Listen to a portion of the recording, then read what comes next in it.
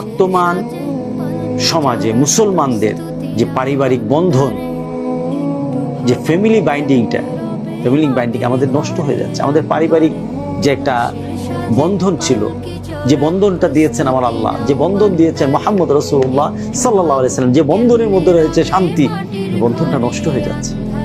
আমার পরিবারে আমার মা, আমার পরিবারে আমার বাবা, আমার পরিবারে আমার স্ত্রী, আমার পরিবারে আমার সন্তান, আমার পরিবারে আমার আত্মীয়স্বজন, প্রত্যেকটি ক্ষেত্রে রাসূল সাল্লাল্লাহু আলাইহি ওয়াসাল্লাম কি শিক্ষা দিয়ে গেছেন?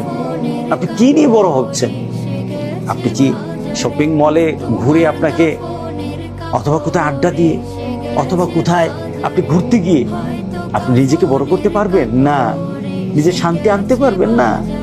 আপনাকে শান্তি যদি খুঁজতে হয়, শান্তি যদি পেত, এই বলয়, এই পারিবারিক গণ্ডির ভিতর রাসূল সাল্লাল্লাহু আলাইহি সাল্লাম যে শান্তি সৃষ্টি করে গেছেন, ওই শান্তি কামনা করতে হবে, ওই শান্তি খুঁজে আনতে হবে।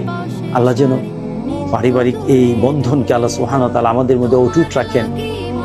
যে পারিবারিক বন্ধন রাসূল সাল্লাল্লাহু আলাইহি সাল্লাম আমাদেরকে সুন্দর করে শিখিয়ে গেছেন।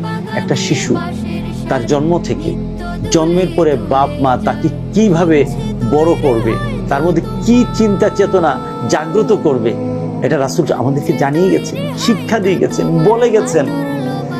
কিন্তু আমরা ভুলে গেছি। এই নীতিকে যেন আমরা আবার জাগ্রত করতে পারি।